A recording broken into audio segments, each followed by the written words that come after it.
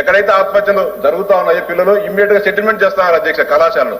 ఆ పోవడం కేసు పెట్టకోకుండా ఏదో విధంగా తల్లిదండ్రులు భయభ్రాంతులకు గురి చేయడమో ప్రలోభాలకు గురి చేయడం ఏదో విధంగా మేనేజ్ చేసేసి అక్కడ కేసు లేకోకుండా సంబంధిత పోలీస్ స్టేషన్లో కూడా మేనేజ్ చేసి చేస్తున్నారు. నేను ప్రత్యక్ష సాక్షి, నేను అనేక సందర్భాలు చూశాను అధ్యక్ష. కాబట్టి ప్రభుత్వం దృష్టికి కొన్ని విషయాలు ఎఫ్ఐఆర్ కడితేనే ప్రభుత్వం దృష్టికి నమోదవుతుంది అధ్యక్ష.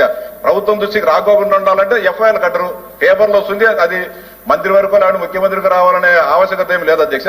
మీ ద్వారా గౌరవ మంత్రి గారికి విజ్ఞప్తి చేసేది, ప్రైవేట్ కార్పొరేట్ కళాశాలలో పైన ప్రభుత్వానికి నియంత్రణ లేదు. వాటిలో ఏ విధంగా పనితీరు ఉంది, ఏ విధంగా అక్కడ శిక్షణ ఉందా, శిక్ష ఉందా ఒకసారి సమీక్షించాల్సిన అవసరం ఉంది. వాటిని రెగ్యులర్ గా ప్రతి కార్పొరేట్ కళాశాలలో కౌన్సిలర్ను కానీ సైకాలజిస్టును కానీ నియమించాలని చెప్పి స్పష్టమైనగా వాళ్ళకు ఆదేశాలు ఇవ్వాల్సిన అవసరం ఉంది అధ్యక్ష.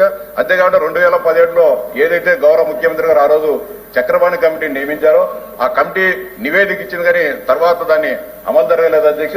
ఇప్పుడు ఆ చక్రపాణి కమిటీని మళ్ళీ బయటికి తీసి దాంట్లో ఏమైనా దాంట్లో ఇంకా ఏమైనా కూడా అదనంగా ఏమైనా చేర్చి ఏది ఏమైనా సరే పిల్లలు చనిపోకుండా చూడాల్సిన బాధ్యత ఉంది అధ్యక్ష. ఆఖరిగా మాట